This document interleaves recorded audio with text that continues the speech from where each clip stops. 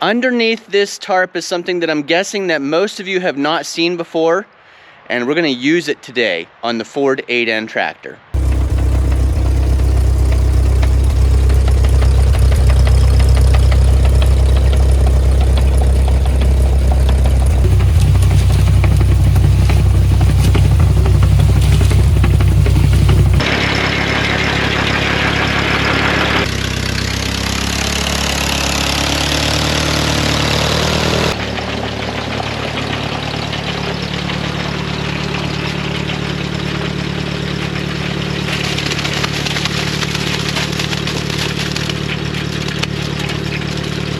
This is a 3-point cement mixer, and it's an old one.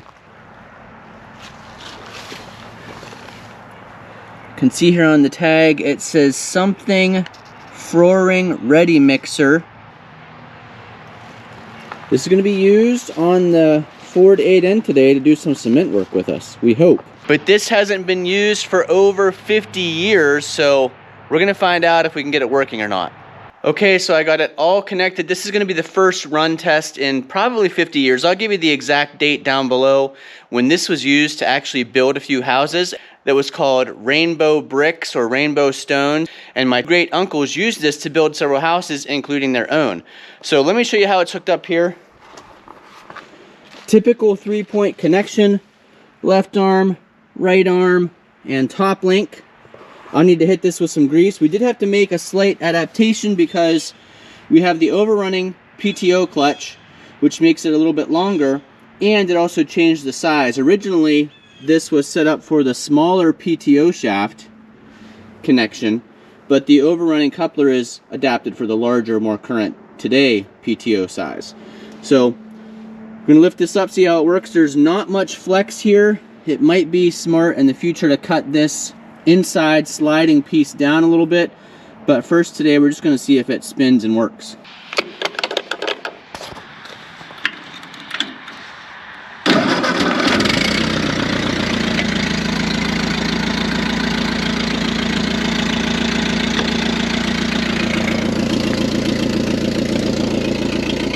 Just going to let the PTO out really slowly.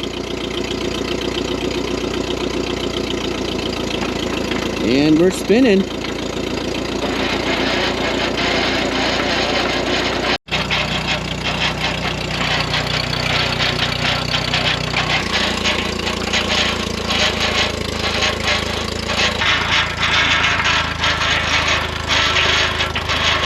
this was a great project. We had to battle against a couple of things here. One of them was the cold weather. So it was going to be between 30 degrees and 50 degrees on the days we were pouring this. So I opted for the Quikrete 5000, which is the high strength early. It costs a little bit more. You get it in 50-pound bags for the same price as an 80-pound regular Quikrete bag.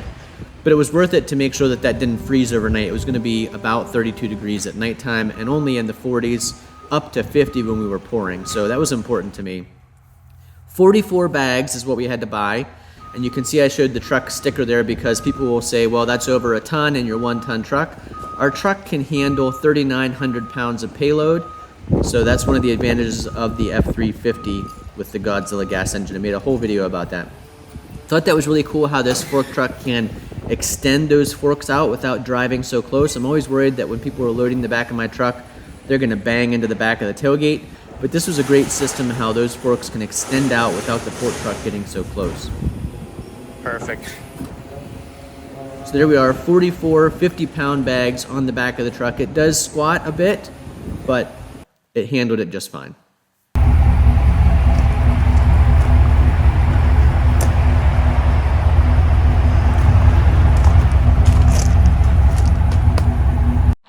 Hi Bandit, good morning. Ready to do some cement work?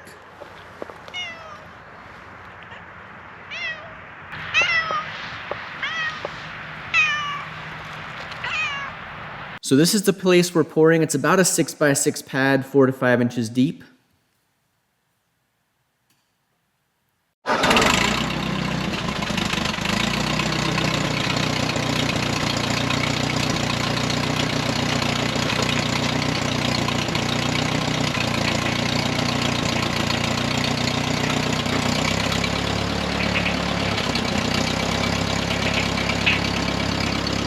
we put 4 bags at a time into the cement mixer.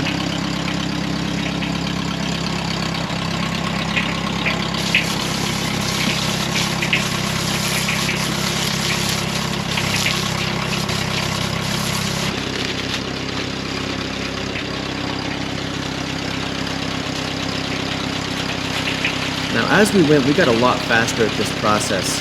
You know, when you're first doing it, you can see we haven't even poured one little bit yet. So this was our first attempt, and I hadn't done cement and kind of been in charge of it my entire life. This was my first time. I'd always seen my grandpa do it, or my dad do it, or my uncles do it, but this is the first time I was responsible for the pour. Thankfully, Aiden was with us because he's really good at concrete work, and you'll see it throughout the video here. He does the majority of the hard work. I got to do the driving the tractor and most of the fun work, but Aiden does the hard physical work. And thankfully, he knew what he was doing because I would not have known how to do all that leveling and smoothing of the concrete.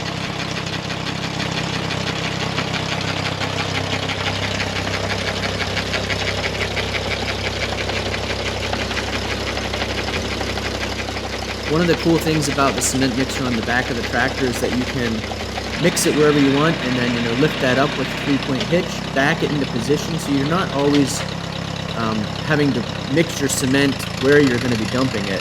You can mix it kind of out of the way and then back into where you want to dump. So that's a cool system. Since there is no live PTO though, anytime you push the clutch in, the spinning of the cement drum will stop. But when you let the clutch out, then it resumes spinning. You'll see later on in this video we had an issue with that system.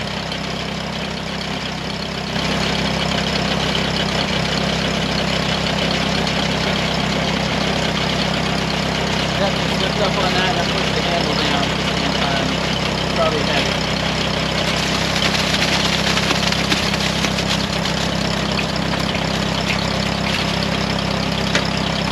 Came out a lot better than I was expecting it to.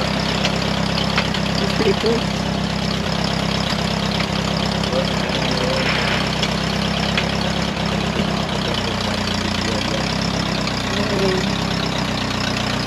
Ty doesn't think this has been running in 70 years. So I think that's good. Or maybe it's 70 years old.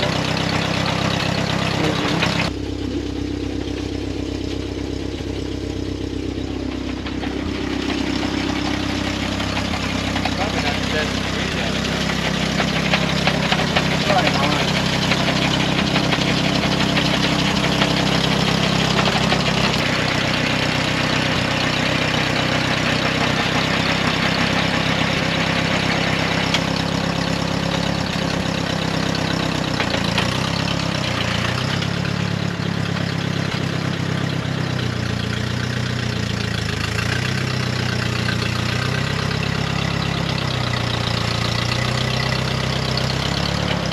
Right there?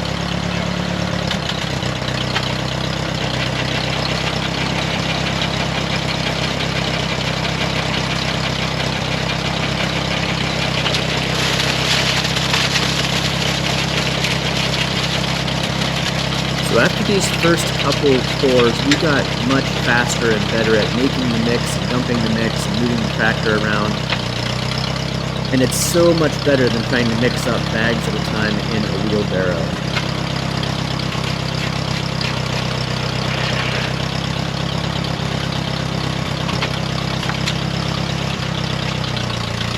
So one of the things we battled was that piece of rebar, a stake that's sticking up in the air, holding our place for the edges.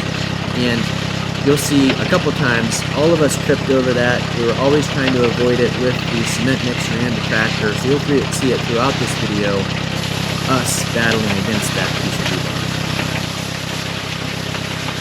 Another thing we battled against this entire time is the leaves. You can see it is fall here and the leaves are coming down.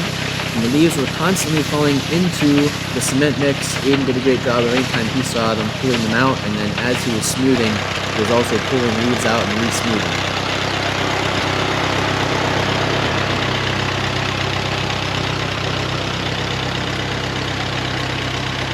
And there's that stake. Aiden found it once again.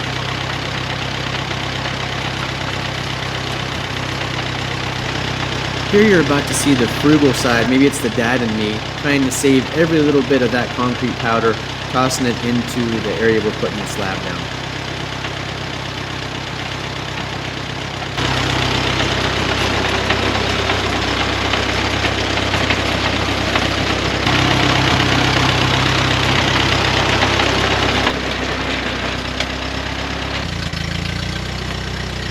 I want to hit that rod. You're close to it.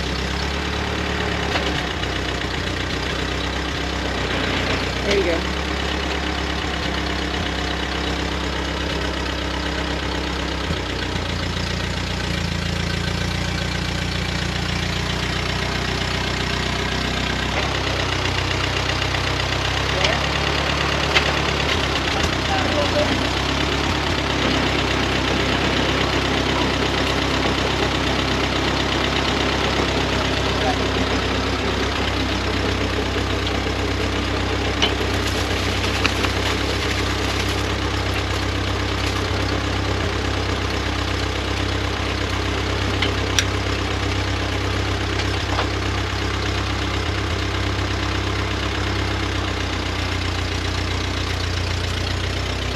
Hold on, you're gonna hit that, Chad. Oh, you passed it.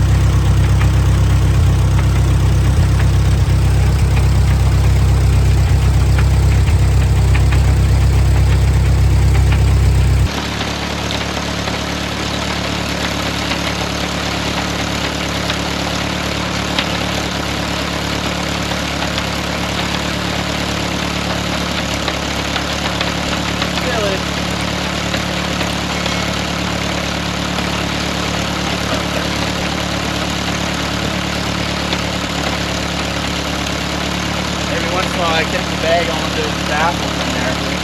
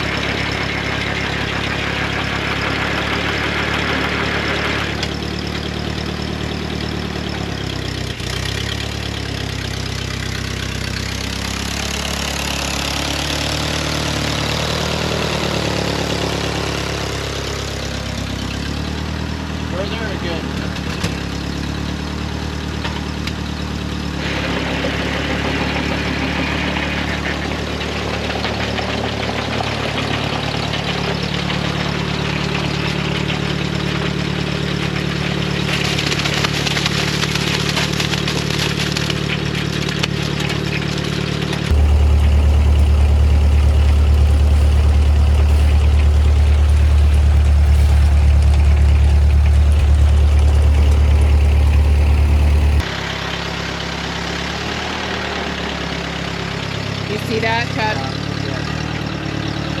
Right there, okay? Yeah, I'll just take it.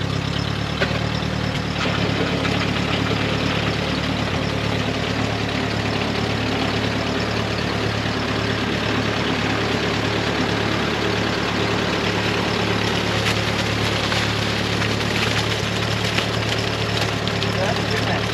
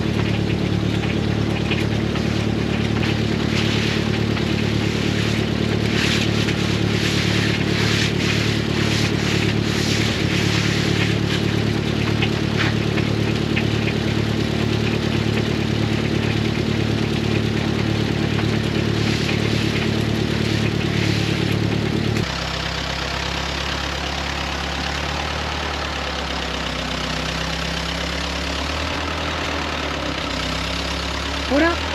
Okay.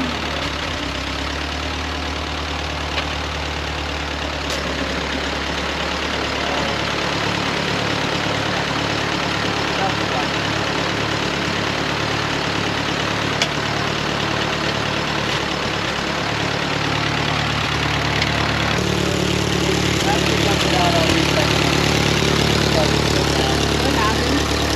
Tension's off of it for some reason. It's not gonna spin. I don't know, we'll find out.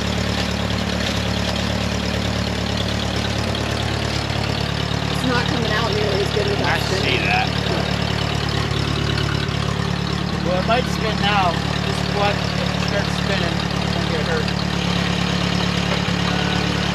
Trying to. There we go.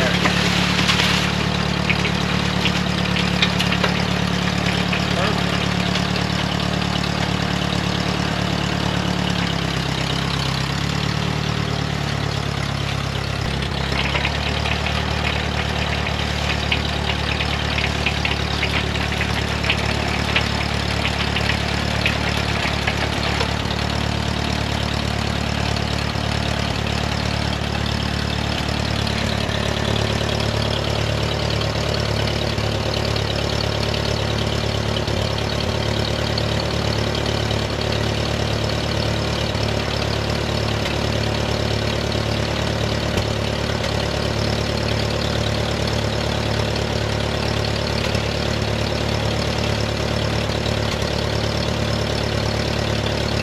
I think that would have loosened up and moved.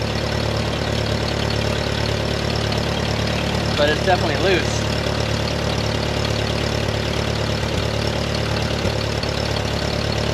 Where do you ever get a replacement belt? Anywhere that sells belts, Napa. Really? Just need to know the length of it. But I should be able to loosen this up and push it down maybe, but I don't have my good pull. It was spinning. Yeah, I think when it gets heavier, it's harder. I'll just turn it back on for now. We'll try to keep it cool.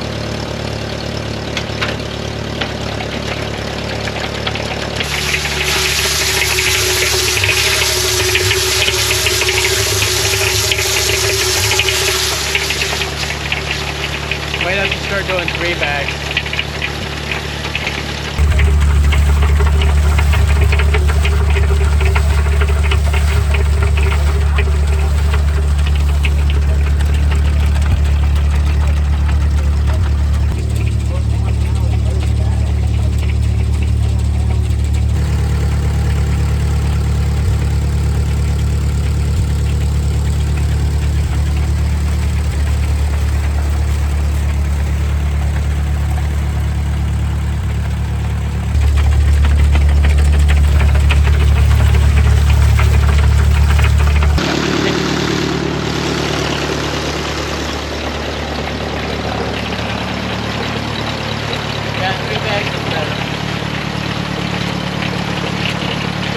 Getting close to being done.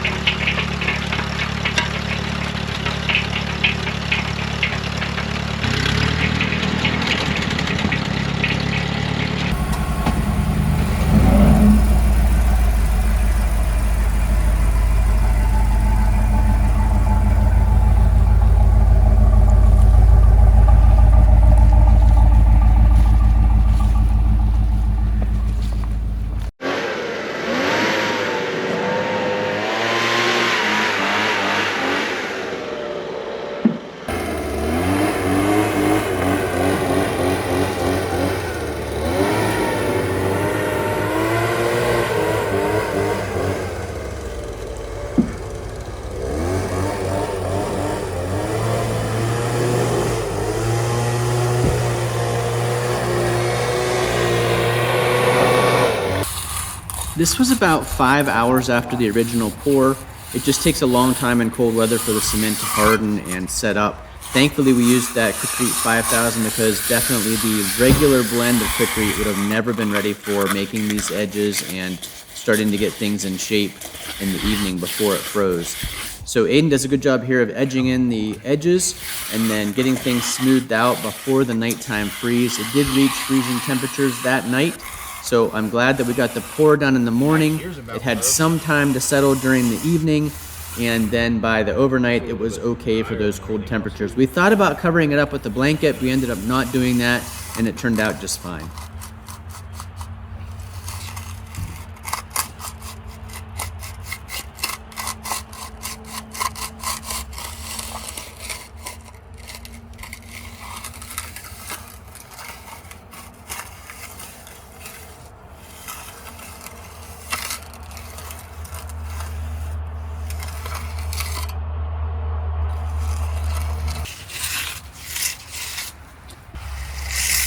Spider tracks in it.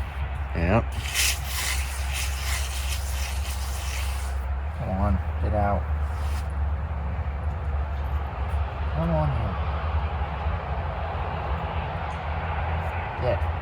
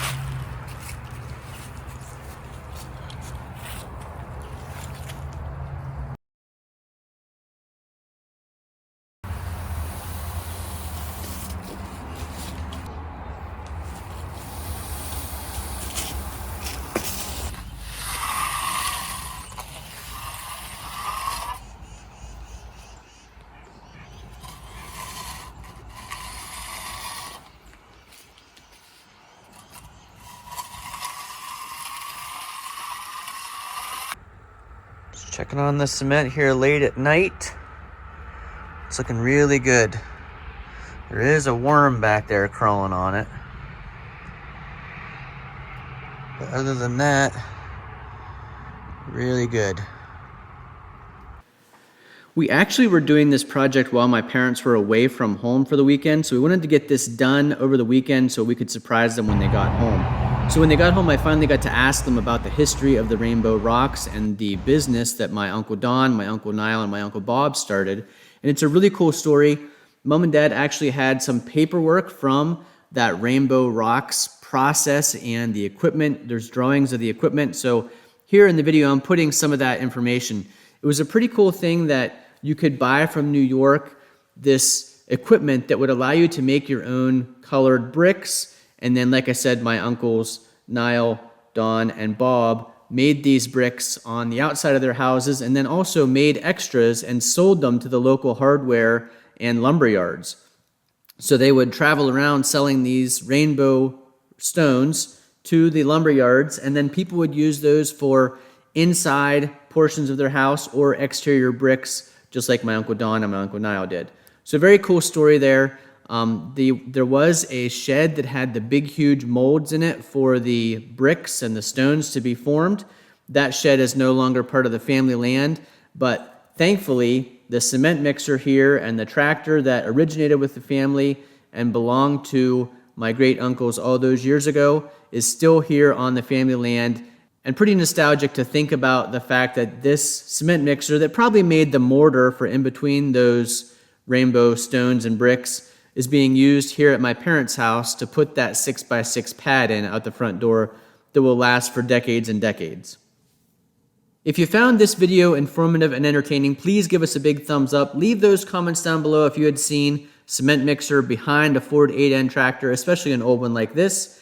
And extra comment if you have ever heard of the Rainbow Stones or the Rainbow Rocks, which was a company that my great uncles had back in the 1950s and 60s. Thanks for watching. Hopefully we'll see you again the next time.